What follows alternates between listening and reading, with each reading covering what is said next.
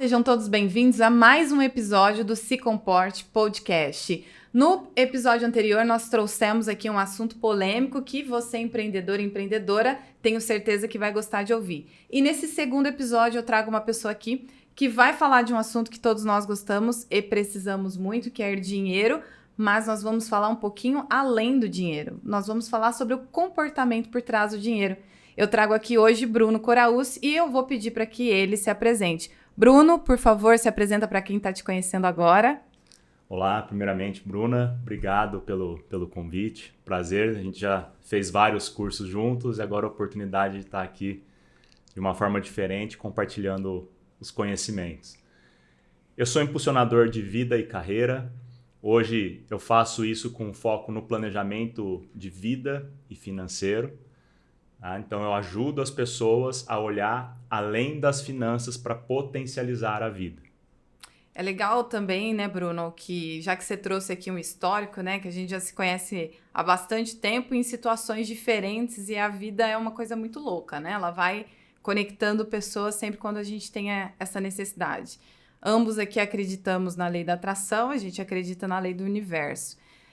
Bruno, eu gostaria que você falasse um pouquinho para as pessoas sobre a sua carreira, porque você hoje é um impulsionador de vida e carreira, porque em um momento lá atrás você sentiu essa necessidade de impulsionar a sua própria vida, né? Você vem de uma carreira e você fez uma virada, e eu acho bacana você compartilhar um pouco dessa experiência para as pessoas. É isso aí, eu me graduei em Educação Física em 2001. Então, atividade física, exercício sempre foi, vamos dizer, o meu amor, era uma paixão muito grande, eu não sabia o que fazer a não ser educação física. Então, para mim, lá atrás era muito claro. E aí, fui para educação física, me graduei, fui construindo essa carreira. Eu falo que eu tinha uma carreira de sucesso na educação física. Logo que eu me formei, eu já escrevi livros, que era um dos meus sonhos, eu tive academia em sociedade. Eu comecei a palestrar no Brasil inteiro, falando de biomecânica, cinesiologia, treinamento funcional. Inclusive, o livro de treinamento funcional foi o primeiro livro no Brasil, que foi o livro que eu escrevi com o Maurício Arruda, que nós publicamos em 2004. Atenção, galera que trabalha com treinamento funcional, personal trainers. Se vocês não conhecem Bruno Coraús, conheçam. E olha só o que ele está falando aqui. O primeiro livro publicado no Brasil, é isso? Foi. Repete, Bruno. O primeiro livro de treinamento funcional publicado no Brasil foi o livro que eu escrevi junto com o professor Maurício de Arruda, que foi publicado em 2004. Legal. Então as coisas assim iam caminhando. Eu trabalhava na Confederação Brasileira de Fisiculturismo, na Confederação Sul-Americana de Fisiculturismo. Tá, não seja modesto, né? Quantas vezes você esteve no mesmo palco que o Arnold Schwarzenegger? Uns 5 campeonatos? Não, mais. 5 aqui no Brasil. Fora Ohio, Austrália. A pessoa é modesta, tem que ficar falando aqui. Fala, Bruno. Em Madrid. Fala da carreira, onde teve, quantos palcos do fisiculturismo você pôde estar ali, né? Isso foi grandioso. Foram 16 anos no fisiculturismo. Eu fiquei como diretor secretário da Confederação Brasileira de Fisiculturismo, diretor secretário da Confederação Sul-Americana e depois diretor do Comitê Antidoping da Confederação Sul-Americana de Fisiculturismo. E aqui, já perto da transição, eu fiquei 1 ano e meio como presidente da Federação Paulista. Então, eu tive a oportunidade de ir em vários sul-americanos, mundiais, enfim, vários eventos internacionais do fisiculturismo ali, apoiando os atletas brasileiros nesse cenário. E eu vou ajudar ele aqui mais uma vez. Você esteve lá na Olimpíadas, né, Bruno? Sim, e aí em 2016 eu trabalhei na Olimpíadas com o controle de doping e ali eu fui como gestor da área de doping, né? Gestor da sala de doping. E além de gestor, eu fiz a parte de coleta também. Então, acabei fazendo todas as partes. E ali foi um grande desafio, porque não era fazer isso só com pessoas do Brasil, mas com pessoas de diferentes culturas do mundo inteiro. Então, a cada dia eu tinha uma equipe diferente, não era sempre a mesma equipe, trabalhando em diferentes esportes. Então, foi uma oportunidade muito grande de aprender a lidar com pessoas de cultura diferente, em idiomas diferentes, para fazer um trabalho em conjunto. Então, a Olimpíadas em 2016 aqui no Rio foi uma baita de uma experiência, assim. E para quem está aí assistindo, já indico que vocês que não se inscreveram ainda no canal, se inscrevam, ative o sininho, salva esse podcast, porque tem muita contribuição aí que o Bruno pode trazer para vocês. Depois ele vai deixar aqui as mídias sociais para que vocês acompanhem e interajam com ele. E Bruno, eu tô pedindo para você contar um pouco aqui da tua história, porque quando a gente vai falar de impulsionamento de vida e carreira, né, que é o que você faz hoje, e principalmente olhando para essa questão do dinheiro, eu acredito que você tem muita experiência para falar que quando a gente chega no topo, né, de uma carreira, a gente vê que não é só isso. Às vezes a gente quer algo além, né, que é o chamado propósito. E você chegou lá, né? Você participou de grandes comitês, você deu exemplo daqui de onde você esteve. Para o pessoal do fisiculturismo aí, é uma honra poder conhecer o Arnold. Nós estamos falando aqui com uma pessoa que esteve no palco 5 vezes, dentro do Brasil, fora do Brasil. Então, é uma pessoa que teve ali num topo de carreira e que sentiu, em algum momento, uma necessidade de ter uma migração. E não foi motivada pelo dinheiro, né, Bruno? Não. Isso aconteceu... Eu fiz a transição agora no final de 2018.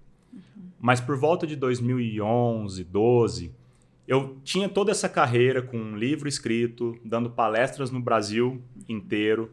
Inclusive o treinamento em suspensão, o TRX, foi eu junto com a Isabela Fontana que trouxemos também para o Brasil. Nós somos os primeiros profissionais a trabalhar com treinamento em suspensão aqui no Brasil. Olha que legal, muito, muito pioneirismo, né?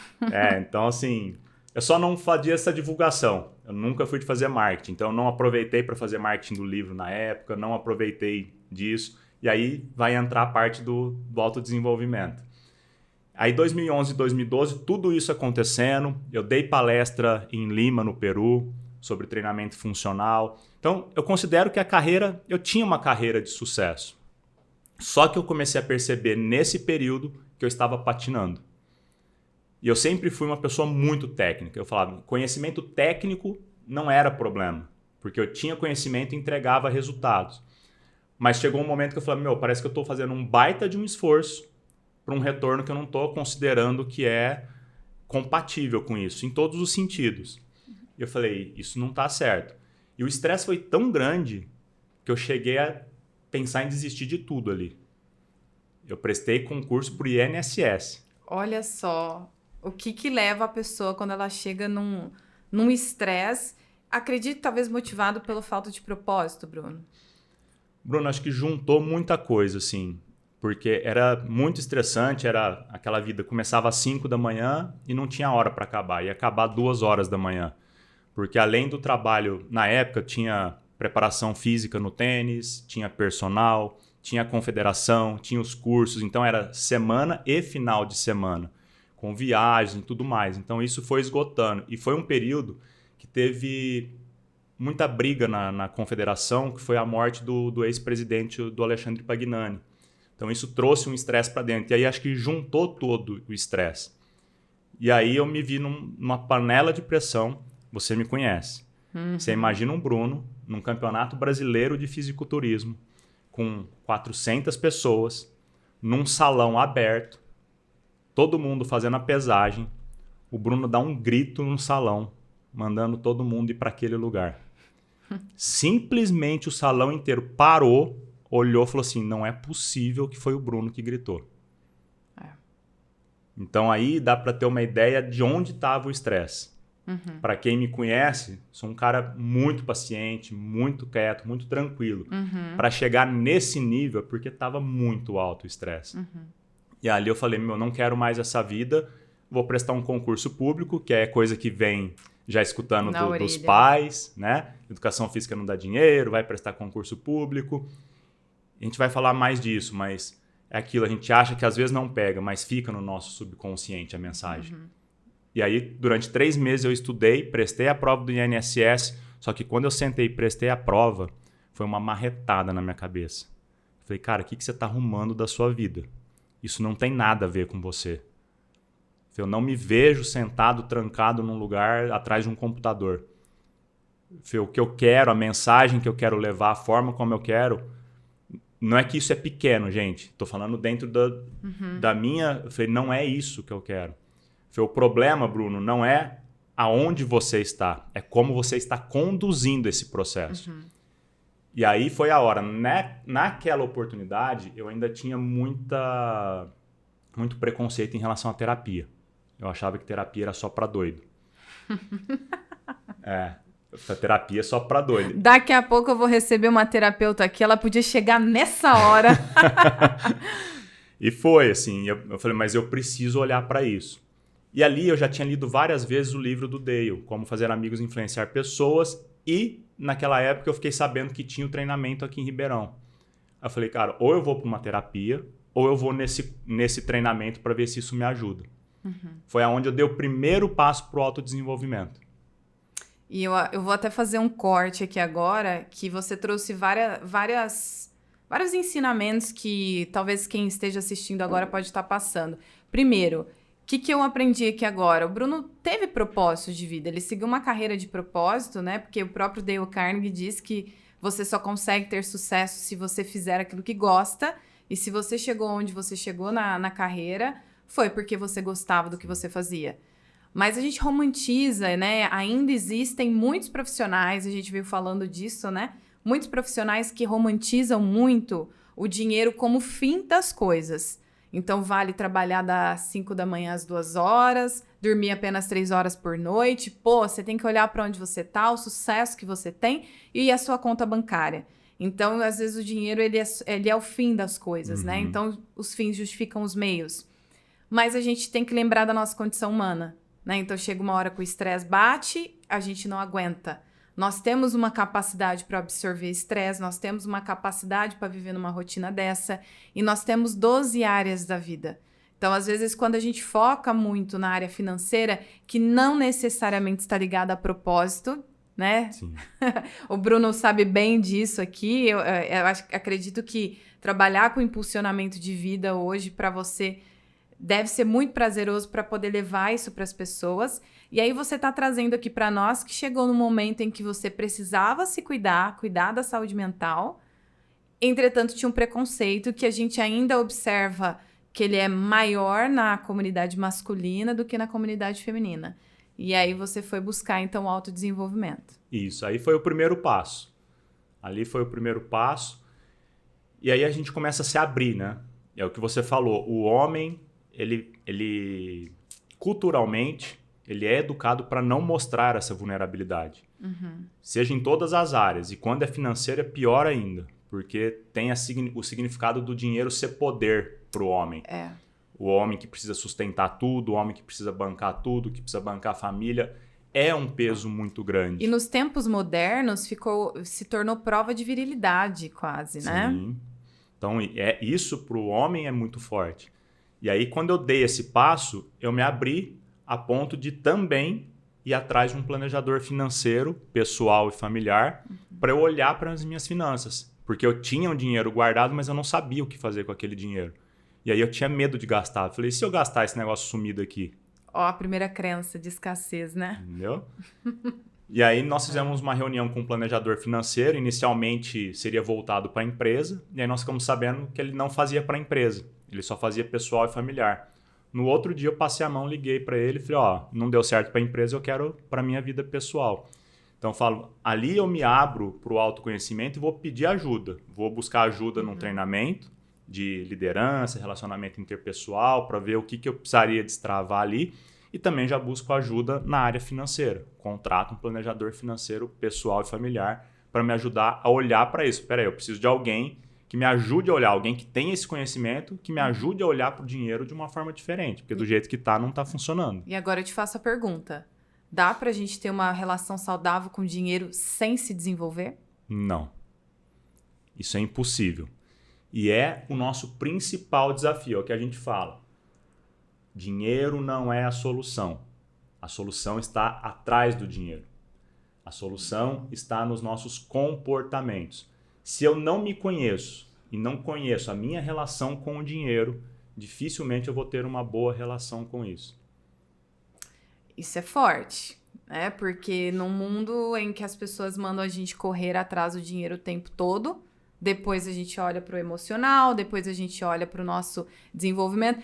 Inclusive, como eu trabalho com desenvolvimento humano em empresas, o que eu mais escuto como resistência a entrar com esse processo é que, no momento, estamos correndo atrás de dinheiro. Aí, Bruno, eu te faço a seguinte pergunta. Correr atrás do dinheiro funciona? Pode funcionar no curto prazo. Às vezes a gente tem momentos dentro da profissão que a gente até precisa correr um pouco atrás do dinheiro para formar uma base ali de repente. Eu acredito que todo mundo no início de carreira de repente até atendeu por dinheiro. Mas você sabe o desgaste que é. Sabe aquele cliente que você não quer ver? Que te faz levantar contrariado com a vida? Você fala, hoje é dia de atender aquela pessoa. Ali você está fazendo pelo dinheiro. Porque se você não estiver fazendo pelo dinheiro, você simplesmente dispensa o cliente. Então, às vezes, num pequeno período, é normal que a gente tenha isso de correr pelo dinheiro, porque quando eu entro no mercado de trabalho, aí é o primeiro passo dos objetivos financeiros, que é a autonomia financeira. Quando eu deixo de ter a dependência dos meus pais, dos meus cuidadores, e eu preciso assumir isso, talvez no início eu precise fazer um pouco pelo dinheiro, até para eu começar a me sustentar. E aí, aos poucos, eu vou ajustando. Mas fazer isso a vida inteira não vai dar certo. E aí a gente entende por que muita gente está doente correndo atrás de dinheiro. Sim. E aí você tocou num ponto. Autonomia financeira. Filhos de pessoas ricas que não precisam trabalhar porque têm dinheiro em abundância e vivem com o dinheiro da família. Elas têm autonomia financeira? Não. E esse, inclusive, é um dos comportamentos disfuncionais para o dinheiro. Olha que legal isso. Isso é uma coisa agora você está até bugando a minha mente. Nós temos, assim, 3 grandes grupos, vamos dizer assim. Nós podemos dividir. Você tem o grupo que tem ali parte disfuncional com o dinheiro, que tem a ver com a rejeição ao dinheiro. Você tem um outro grupo que é a adoração ao dinheiro. E você tem um terceiro grupo que são disfunções financeiras relacionais. Tem a ver com os relacionamentos. E esse caso é um caso relacional. É um caso de dependência financeira. É a minha relação com os meus pais ou os meus cuidadores ou com o marido ou com a mulher. Quando eu fico totalmente dependente do cônjuge, quando eu fico totalmente dependente dos pais, isso é a dependência financeira. E isso é ruim para os dois lados. Primeiro porque aquele que é dependente, ele não se desenvolve, ele não toma a própria vida. Então, dificilmente ele evolui, não evolui nem corpo, nem alma, nem espírito. E ele prejudica a vida daqueles que estão sustentando. Porque as pessoas poderiam aproveitar daquele dinheiro para curtir a própria vida, já que eles estão fazendo dinheiro, mas eles precisam estar sempre preocupados em continuar mantendo aquela dependência. Bruno, você fez um negócio aqui agora assim com a minha mente, e eu comecei a olhar, pensando em situações, cases, né, de pessoas que a gente pega, porque assim, vamos falar do dinheiro, de quem tem a abundância já com dinheiro, né? E quando a gente corre atrás do dinheiro é porque a gente precisa. Então, pelo amor de Deus, né? Não vamos aqui romantizar algumas situações que a gente vê uma pessoa pedindo dinheiro no semáforo e as pessoas olham e falam assim, deveria estar correndo atrás de um trabalho, né? Quem é que vai dar emprego para uma pessoa que tem mau cheiro, que não tem vestimenta, não tem dignidade e está com fome? Então, não vamos romantizar um pouco essa relação. Então, se a gente corre atrás do dinheiro, em algum momento é porque nós precisamos, fator de sobrevivência. Mas agora vamos ir para o outro lado, dos abundantes, tá? Que já chegaram num nível financeiro muito alto e que tem talvez esses filhos dependentes porque talvez foram criados com a perspectiva de eu não preciso correr atrás do dinheiro.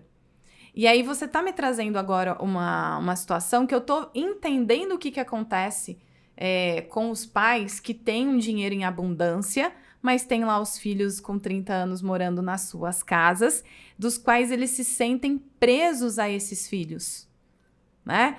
Talvez seja por essa relação. Existe os dois lados. Você tem o dependente, que não quer desmamar, que ele vai, com 35 anos, ele está dentro da casa dos pais e vivendo se bobear da aposentadoria dos pais. No caso da abundância, tem toda a riqueza. Mas tem o outro lado. que são aqueles que querem tornar os outros dependentes. Porque aí é a relação. Qual é o significado do dinheiro? Nesse caso, aquele que faz com que o filho fique dependente está usando o dinheiro como poder. Ele controla a vida dos filhos através do dinheiro. Então, tem uma situação de um cara que a família era extremamente rica e eles moravam numa cidade pequena. Dentro dessa cidade pequena é como, vamos colocar um usineiro dentro de uma cidade pequena. Então, era um nível social muito diferente em relação à cidade. E o cara conta que ele ali, enquanto adolescente, ele não precisava se preocupar com nada na cidade. Ele não saía com $1 na carteira. Tá? No caso, é uma história de um americano. Ele não saía com $1 na carteira. Por quê? Ele sabia que ele poderia, em qualquer lugar da cidade, pegar o que ele quisesse e deixar marcado. Porque os pais depois iam lá e acertavam. Então ele não se preocupava. Só que chega num determinado dia que ele na faculdade, ele vai usar o cartão e o cartão é recusado. Aí ele liga para a mãe e fala, meu cartão foi recusado. E a mãe dele falou, não se preocupa. Em questão de minutos você pode usar de novo. O pai era dono de um banco, alguma coisa assim, e tinha todo o controle sobre isso. Então, sempre que estourava o limite do filho, ele simplesmente ia lá, batia o dedo numa tecla, aumentava o limite, continua gastando. E aí ele traz isso, que qual foi a relação do dinheiro? Ele nunca precisou lidar com o dinheiro. Então, o que ele foi aprendendo em relação ao dinheiro? Que ele não precisava se preocupar, porque o dinheiro sempre estava disponível para ele. Só que ele começa a observar que aquele dinheiro era usado como forma de poder. E ele não queria levar aquilo para a vida dele enquanto adulto. Tá? Mas ele entende. Por quê? Os pais davam tudo para ele? Sim. Ele não precisava se preocupar com nada. Ele comprava o que ele queria, a hora que ele quisesse, deixava marcado e tudo mais. Tá? Só que, em contrapartida, os pais é que determinavam que carro que ele ia ter, que faculdade que ele ia estudar, o que ele ia fazer. Aí a relação do poder. E aí, é claro, a pessoa não tem autonomia. Por Nenhuma. isso, a autonomia financeira ela é importante. E aí é onde você fica controlado. Você tem o que você quiser, mas estudo, carro, com quem você vai casar, somos nós que vamos escolher. Que vida que é essa, né? Não é uma vida. Isso não é vida. Não. Uma vida que você não tem o direito de escolha, não é uma vida. Entendeu? E isso é muito forte, porque ele fala que ele teve essa ciência de que ele viu o dinheiro sendo usado como poder e ele não queria levar isso para a vida dele. Só que o que acontece quando ele se torna adulto e tem filhos? Ele faz a mesma coisa? Para honrar a família, ele repete. Ele faz a mesma coisa com os filhos. Usa o dinheiro para controlar a vida dos filhos. Ciclo vicioso. Família disfuncional. Perfeito. Oh, palmas pra mim! Tô aprendendo bastante aqui. Então, você falou da autonomia financeira, que eu gostei. Eu acredito que um dos grandes motivadores das pessoas de construir talvez uma riqueza, de ter uma vida saudável, né, com dinheiro, acho que talvez seja para ter autonomia. Mas uma coisa que a gente ouve falar muito é liberdade financeira. E aí eu gostaria que você dissesse para nós o que é a liberdade financeira. Tá. Autonomia, aí depois a gente pode colocar que vem a independência financeira. O que é a independência financeira antes da liberdade? É eu ter um patrimônio, uma quantia em dinheiro ou em casas, enfim, patrimônio, que me gere uma renda passiva, ou seja, que eu vou gastar o mínimo de energia com aquilo e aquilo vai me devolver uma renda mensal que é capaz de pagar o meu custo mensal, meu orçamento mensal. Se eu tenho lá meu orçamento familiar de R$20 mil e eu tenho um patrimônio que me dá R$20 mil de renda por mês, eu tenho independência financeira. Eu não preciso mais trocar tempo para fazer dinheiro, porque aquilo paga o meu custo de vida, desde que eu não mude nada. Isso é independência financeira. Aí, a liberdade financeira, eu falo que ela é um passo a mais. Na liberdade financeira, eu já tenho uma renda que faz com que eu não precise me preocupar com aquilo que eu vou consumir. Então, vamos lá. Pelo que você está me falando aí, a maioria das pessoas não tem independência financeira. Não. E elas estão buscando a liberdade financeira, mas elas não chegaram na independência financeira, porque pelo que eu entendi aqui agora, se eu ganho R$ 3.000 e eu dependo do meu trabalho para poder sobreviver, então, óbvio, eu não tenho independência financeira. Não. Se eu sair da casa dos meus pais, pago meu aluguel, mas eu dependo também do meu trabalho ali para poder pagar o aluguel, comer, enfim, também não tenho independência financeira. E agora eu vou trazer uma questão maior e mais crítica, que é um problema que a gente tem muito forte no Brasil. O cara ganha R$ 50.000, não tem renda passiva. Ele é médico, por exemplo, né? Ou CEO de uma empresa. Ele ganha 50, gasta 45. Ele não tem renda passiva. Ou seja, ele também não tem independência financeira? Não. Enquanto ele precisar trocar tempo para pagar o estilo de vida dele, ele não tem independência. A independência traz essa ideia de que eu não preciso mais trocar tempo para fazer o dinheiro. Eu troco o tempo se eu quiser. E aí, nessa hora, começam algumas disrupções, porque a partir do momento que eu não preciso trocar tempo, eu coloco o preço que eu quiser. Perfeito. Que é um dos medos que a gente tem. Então, quando eu tenho ali uma reserva financeira, uma independência financeira, isso já me dá uma sensação de liberdade, de que eu já não vou atender pelo que o mercado fala. Eu vou atender, eu tenho... É como se soltasse, eu desprendo a questão financeira, entendeu? Não quero mais atender por R$ 100 hora aula, eu quero fazer por R$ 300 hora aula, por R$ 500 hora aula. Se fechar, ótimo, se não fechar, tá tudo certo, o meu estilo de vida tá pago. Então fica a dica para quem começou, a gente teve na pandemia um aumento de 2 milhões de empreendedores aí, né? Pessoas que foram empreender, decidiram empreender por escolha, foram empreender por falta de opção, né? Porque tivemos aí uma redução na força de trabalho. E ela foi empreender. Mas a gente já tinha a realidade do freelance. Na tua área, por exemplo, tem muitos personal trainers, né, que vão vender sua hora de trabalho. E aí, o que eu tô vendo aqui é que a grande maioria dessas pessoas que acham que têm independência financeira por trabalharem para si próprias, elas não têm independência financeira. Não, elas têm autonomia financeira, mas não têm a independência. Então, eu entendi que é uma escadinha. É uma escadinha.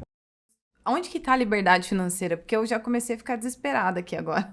A liberdade financeira, porque assim, a independência financeira, você pode ter a independência, vamos supor que está justo. Você tem lá, que seja um orçamento de 3 mil por mês, de 5 mil por mês ou 20 mil por mês, e você criou um patrimônio que te paga justamente aquilo.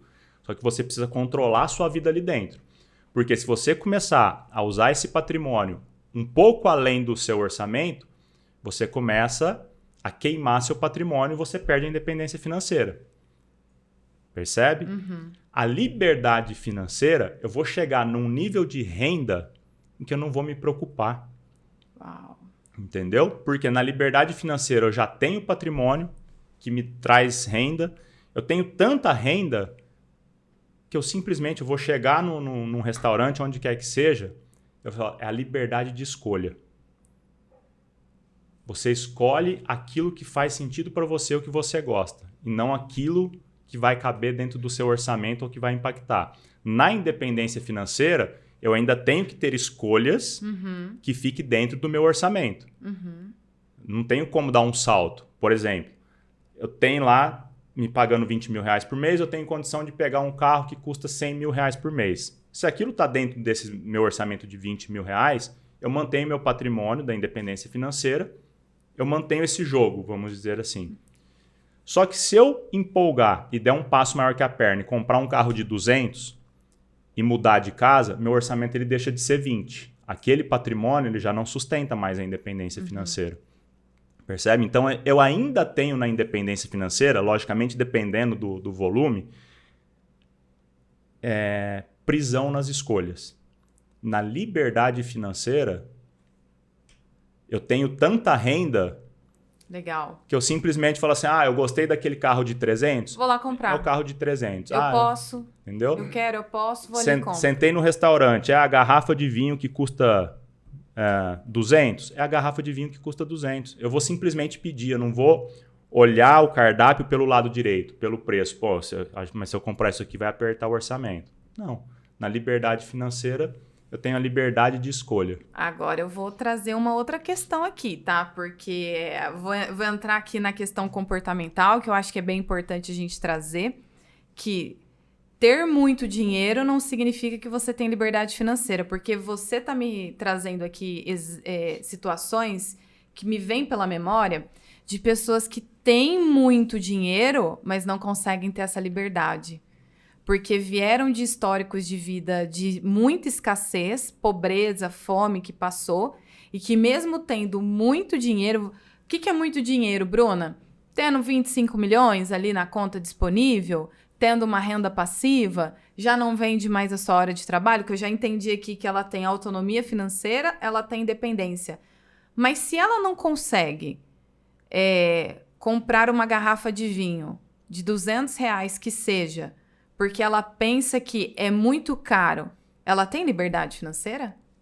Aí nós vamos colocar mais um aqui então. Nós falamos da autonomia, que é o deixar de ter os dependentes pagando a minha vida. Então eu assumo a minha própria responsabilidade, tomo a minha vida.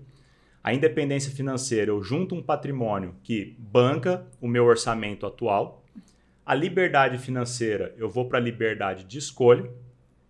Só que aí tem um próximo passo, que é o que muita gente fala e às vezes a gente faz confusão. Tranquilidade financeira. Tranquilidade financeira não tem a ver com volume financeiro. Tem a ver com a minha relação com o dinheiro. Legal. Então você tem pessoas que podem ter a liberdade financeira, porém não têm a tranquilidade financeira. Aí nós vamos ver pessoas que às vezes são extremamente ricas, mas estão à base de remédio porque possuem um vazio e o dinheiro passa a não fazer sentido. Eu não me lembro quem foi que falou assim, que disse o seguinte, não sei se foi o Will Smith, que falou, eu gostaria que todas as pessoas no mundo tivessem a oportunidade de ser uma semana ou um mês... Jim Carrey.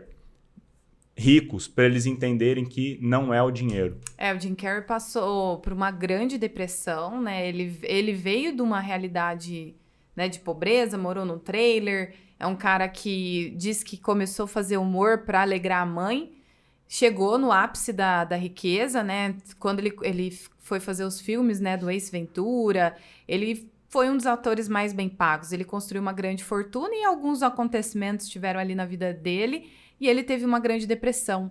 E ele foi se encontrar nas artes plásticas, né? E essa frase vem nesse contexto, né? Eu gostaria que todas as pessoas fossem ricas e famosas para entenderem que não é isso. Não é isso. E é justamente, nós estamos vendo cada vez mais isso e agora é tudo muito recente. E pode ser que nós vamos ver a consequência disso num médio prazo. Porque nós estamos vendo cada vez mais esse histórico. O Whindersson Nunes, há pouco tempo atrás. É verdade. Um cara que declarou há pouco tempo, se ele não quiser, ele não faz mais shows, porque só o que ele vende em stories, ele faz 20 milhões. Só que o cara passou por um vazio e estava quase se matando. Nós temos agora Felipe Neto passando por algo parecido. Nós temos o caso recente de anteontem ou ontem do Luva de Pedreiro, que fez aí contrato milionário, já foi lá, apagou todas as postagens e falou assim, gente, não quero mais isso, quero voltar para minha vidinha de não precisar fazer vídeo e ficar chutando a bola no gol. Até arrepiei aqui agora. E fica mais forte para mim ainda que a missão do desenvolvimento humano é ajudar as pessoas a entender que elas precisam ter capacidades e oportunidades para serem aquilo que elas querem ser. Dinheiro tem que ser um meio e não um fim. Às vezes a gente fica olhando muito, quando eu tiver tanto dinheiro eu vou ser feliz, né? Quando eu tiver... Mas aí eu tô vendo aqui agora, Bruno, e a gente acaba conhecendo pessoas que têm um nível de dinheiro muito alto. E isso vai mudando a nossa percepção do que é ser rico. Eu achava antes que uma pessoa que tem R$1 milhão disponível no banco é uma pessoa rica. Aí você começa a conhecer pessoas que têm 3, que têm 4, que não é minha realidade ainda, que tem 10, que tem 50. Só que você vê, por exemplo, que algumas dessas pessoas não chegaram, talvez, na etapa...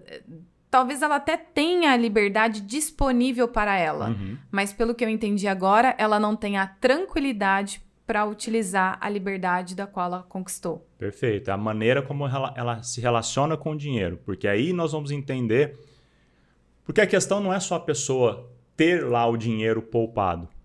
É o porquê ela tem aquele dinheiro poupado. Aquele dinheiro poupado, ele está ali como um meio para potencializar a minha vida, e eu sei como ele vai potencializar a minha vida, eu tenho clareza disso. Tá? Ou aquele dinheiro ele está ali poupado, às vezes em grande volume, porque por trás daquilo ali existe um comportamento de medo de faltar. Aí a pessoa ela tem o dinheiro guardado, mas ela não tem a tranquilidade. E quando ela precisa usar o dinheiro, gera ansiedade, gera angústia, a pessoa passa muito mal mesmo. Ela vai para medicamento. Então, assim, o que está por detrás do dinheiro? E é isso que a gente vai ver agora, o que vai desencadear. Porque antes, se nós olharmos na época dos nossos pais, a maioria se tornava milionário lá para os 50, 55 anos de idade. Uhum. Então você tinha todo um tempo de amadurecimento para as coisas acontecerem. Biológico, né? Biológico, neural. Entendeu? E a gente entendia todas as dificuldades. Poxa, aqui eu preciso apertar, aqui eu não preciso. Agora nós temos crianças com 12 anos que ligam o celular e fala, talvez seja um esforço muito pequeno, que já são milionários. Tá, o pai ainda controla um pouquinho, mas essa criança talvez já... Não sei, mas o que ela tem de dificuldade? Porque às vezes ela tem um volume de dinheiro tão alto, tão cedo, que é como se nada pudesse parar ela. Porque ela tem o que quer muito cedo. E a gente tem uma estatística que, se não me engano, em torno de 70% dos herdeiros, quando os pais falecem, eles torram a fortuna. Muito provavelmente porque não desenvolveram uma relação saudável com o dinheiro. Isso a gente tem, assim, dentro das leituras, tá vendo? O enriquecimento muito rápido, ele traz essas consequências. Justamente porque nós não temos o amadurecimento. Eu não fui aprendendo a lidar com diferentes quantias de dinheiro. E aí, de repente, quando tudo vem de uma vez só, e não fui eu quem construí tudo aquilo, como é que eu me relaciono com isso? Então, nós temos ganhadores de Mega Sena, que num prazo de 10, 15 anos perdem tudo. Nós temos jogadores aí, esportistas, que enriquecem muito rápido, perdem tudo. Pessoas que recebem herança e perdem tudo. Aí nós vamos para aquele ciclo, né? Eu chamo o ciclo da prosperidade. Nós temos no centro o ser, o fazer e o ter. E muitas vezes nós estamos de fora para dentro. Nós estamos olhando para o ter, sem olhar para o ser. E aí quando chega esse monte de dinheiro de uma vez no ter, quem é aquele ser que está ali? Eu tenho comportamentos e hábitos, por exemplo, de pessoa milionária para receber uma herança dessa? Como é que eu lido com tudo isso?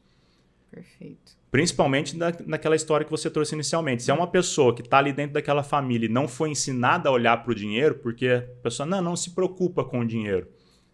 A pessoa é afastada de aprender a lidar com dinheiro desde muito cedo. A hora que aquilo tudo chega na mão dela, o que vai acontecer? Eu costumo falar que o dinheiro, ele potencializa. Ele potencializa o quê? O que estiver dentro de você. Muito provavelmente, você numa condição, às vezes de depressão, dependendo entre esse monte de dinheiro, te afunda ainda mais. E as pessoas acham que isso vai salvar. Então, no trabalho que a gente desempenha, por exemplo, com casais, a primeira coisa que a gente pergunta, como é que está a relação do casal? Porque se eu potencializar dinheiro, às vezes, num relacionamento que está disfuncional, ele pode se tornar ainda mais disfuncional. Isso é tão verdadeiro que eu conheço casais que, para evitar entrar em DRs, eles viajam. E aí, para onde vai o dinheiro? Para viagem, né? Porque está numa disfunção na relação. E aí o dinheiro vai para viagem, cada vez viagens mais caras. Então, sempre que está na construção da riqueza, reduz. Por quê? Porque eu não quero ter uma discussão que eu preciso ter nesse relacionamento, não quero olhar para isso, e aí o dinheiro acaba servindo de uma forma não muito saudável. Bruna, é isso que eu vejo assim, como é importante, a gente fala do desenvolvimento das crenças. Quando nós paramos e olhamos para essas situações. Porque é justamente isso. Tem pessoas que, pelo que ela viveu dentro da família dela, ela vai entender que ter dinheiro significa discussão. Sempre que há dinheiro em conta, leva a discussão, isso é automático. E aí a pessoa precisa fazer o quê? Queimar aquele dinheiro. Aí ela gasta com o que aparecer. Vai pagar jantar para amigo, vai pagar viagem para amigo. Ela precisa fazer aquele dinheiro sumir para ela ter uma e paz. isso é inconsciente, né? Porque Inconsciente. o profissional que acompanha a pessoa de desenvolvimento humano, ele consegue perceber isso. Mas a pessoa que está nesse ciclo, ela nem sempre consegue ver. Não. É tão automático que a gente não percebe. Então, assim, nós tivemos cliente, R$80 mil de renda mensal, poupava 30 todos os meses. Tá? Então, tinha lá o seu orçamento de uns 40, 50 mil reais. E todas as vezes que eles viajavam e iam para o restaurante, qual que era a conversa? Dinheiro. Tá? Não conseguia aproveitar, porque aquilo, se nós gastarmos um pouco mais aqui e faltar. Só que eles já tinham um patrimônio para 2 gerações, todos os meses poupando os 30 mil reais por mês. Estava tudo muito bem encaixado. Se nenhuma tragédia acontecesse para acabar com todo esse patrimônio, estava tudo certo. Poderia curtir a vida. Só que a gente não consegue. E aí, se a gente não senta e mostra, ó, tá aqui, você pode separar R$1.000 para vocês irem para o restaurante e escolher o que vocês quiserem no cardápio e aproveitar, o casal ele vive ainda nessa discussão. Mas por quê? Um histórico familiar, que ambas as famílias tiveram quebra. E aí virou trauma. Vira trauma, entendeu? E aí aquilo, eu guardo o dinheiro, mas eu tenho a tranquilidade, eu tenho a paz para usar aquele dinheiro? Não, é o que está por detrás do dinheiro. E agora você, com todo esse histórico de carreira, né, na parte dos esportes que falamos aqui, você se tornou impulsionador de vida e carreira, planejador financeiro, você impulsiona a vida das pessoas e ajuda elas a terem uma relação melhor com o dinheiro, e agora você decidiu entrar no mundo da desprogramação neurobiológica. Ou seja, você quer desprogramar até os traumas que as pessoas desenvolveram para poder fazer riqueza. É isso, Bruno? Bruno, é interessante porque quando nós entramos para esse mundo do autodesenvolvimento, parece que nós vamos buscando cada vez mais ferramentas, né? E eu sempre achei que eu não fosse curioso, mas eu tô vendo que eu sou curioso, porque eu vou testando. Ah, tem isso aqui que ajuda sim, tá bom. Vou testar e quero saber como é que esse negócio funciona. E aí eu vou trazer até um pouco da minha crença dentro desse processo, de falar como é que isso aconteceu. Porque isso eu fiquei surpreso, assim. De uns meses para cá, do início do ano para cá, eu venho me conectando um pouco mais à espiritualidade, a Deus. Tá? Eu venho buscando isso novamente em mim. E aí, nesse processo, dentro das minhas orações, do início do ano para cá, eu venho rezando da seguinte maneira.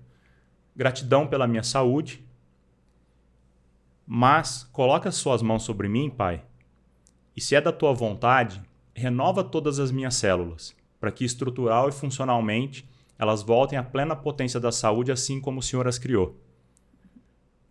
E fui orando assim.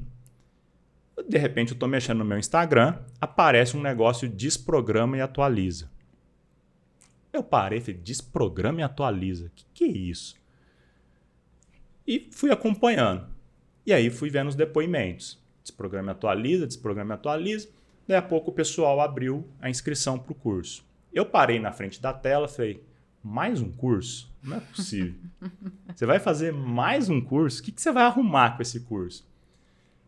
Eu parei, olhei para a tela e falei assim, por que você vai comprar esse curso?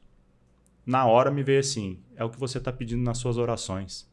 Desprograma e atualiza suas células. E bora fazer o curso. Faz o curso. Que diferença fez na tua vida até agora? Bruna, isso é recente, tem um mês. Então, estou começando esse processo do Desprograma e Atualiza. O primeiro que eu tive, na primeira semana, eu usei o Desprograma e Atualiza, a desprogramação neurobiológica.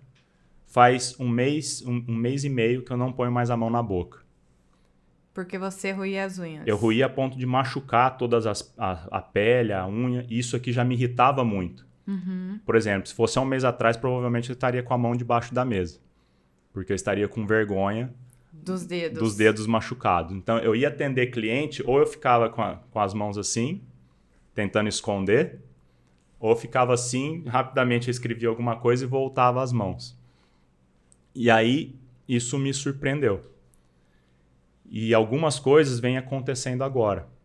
Algumas coisas vêm desbloqueando agora. Eu venho fazendo autoaplicação e algumas coisas vêm desbloqueando. E nós temos um grupo de depoimentos que são riquíssimos, assim. Nós temos depoimentos em todas as áreas. E eu vou te perguntar, dá para, através da desprogramação neurobiológica, você potencializar a vida de uma pessoa de modo que ela consiga ter uma relação melhor com o dinheiro? Dá, porque é justamente essa questão. Legal. Né? O que acontece? Imagina o nosso cérebro, quando a gente nasce, igual essa mesa, lisinha, não tem nada. Aí vem uma crença financeira. É um traço dos neurônios. Os neurônios formam um caminho neural, que é em relação a uma crença financeira. Todas as vezes que eu penso naquela crença ou eu ajo conforme aquela crença, eu vou reforçando aquele traço. Bruno, eu vou te fazer uma proposta aqui agora. Tá. É um desafio. Vamos lá. Vamos colocar 45 dias. Você topa voltar aqui no podcast e trazer um case de sucesso com a desprogramação neurobiológica através do dinheiro? Sim. Aceita o desafio? Desafio. Opa! Olha como é que é forte. Há 2 semanas atrás, eu comecei a escrever o projeto Reprogramação Mental para Abundância Financeira. Sabe o que aconteceu? Eu comecei a passar mal. Olha como é que, a hora que pega feridas, como é que o corpo reage. Então, hoje eu estou preparando um evento, um treinamento, Reprogramação Mental para Abundância Financeira, utilizando a técnica da desprogramação neurobiológica. E antes que você fale mais sobre isso, eu vou pedir para você trazer isso no próximo podcast, já com case, porque é algo novo também. Você me apresentou, na verdade, e a gente vai vendo que as coisas vão se conectando, né? Você vai buscar olhar, como foi o seu caso, né? Você foi buscar olhar para o autodesenvolvimento e isso foi te abrindo várias portas. E seria muito bom se a gente pudesse continuar aqui, mas a gente vai encerrar esse podcast por aqui com uma tarefa, um desafio aceito aqui pelo Bruno, que ele vai trazer no próximo podcast. E, Bruno, eu saio com uma mensagem muito legal aqui sobre a importância de olhar para a autonomia, para a independência, para a liberdade, para a tranquilidade financeira. Eu gostaria que você se despedisse aqui do pessoal, deixando uma mensagem para quem está buscando aí ter uma vida mais próspera. É nós entendermos que o dinheiro é um meio para potencializar a vida e não um fim. Quando nós temos o dinheiro como fim, ele pode trazer consequências muito fortes. Qualquer coisa que abale o financeiro vai abalar toda a sua vida. Então, olhe para o dinheiro como um meio que potencializa a sua vida. Planeje a sua vida. Em consequência, você vai ter o planejamento financeiro, porque as finanças é uma das áreas da vida. Quando a gente faz só o planejamento financeiro, sem olhar para a harmonia das outras áreas da vida, isso ou vai funcionar por pouco tempo ou não vai funcionar, porque no final das contas o dinheiro não vai fazer sentido nenhum. Ele precisa estar conectado com seus objetivos e sonhos e com aquilo que realmente tem importância para você. Porque as pessoas, elas gastam dinheiro com aquilo que a sociedade diz que é importante para ela e não com o que verdadeiramente é importante. Quando a gente faz essa pergunta para os clientes, me fala 5 coisas mais importantes da sua vida. Agora vamos olhar como é que você gasta o dinheiro. Muitas vezes a forma como a pessoa gasta dinheiro não está ligada às coisas mais importantes da vida dela. E aí nada faz sentido. Bruno, deixa o seu Instagram para que as pessoas possam te acompanhar seu conteúdo. Minhas redes sociais, Instagram, canal de YouTube, qualquer outra rede, eu sempre uso o meu nome, Bruno Coraúz. Então, é fácil, é simples de achar. Digitou meu nome em qualquer rede social, você vai me encontrar lá. E nós vamos deixar aqui. Muito obrigado para você que acompanhou e ficou com a gente até o final. Se você não se inscreveu, se inscreva no canal, ative o sininho, curta, compartilhe e deixe seus comentários do que você achou desse podcast. Bruno, muito obrigada e eu fico por aqui. Valeu, eu que agradeço. Até mais.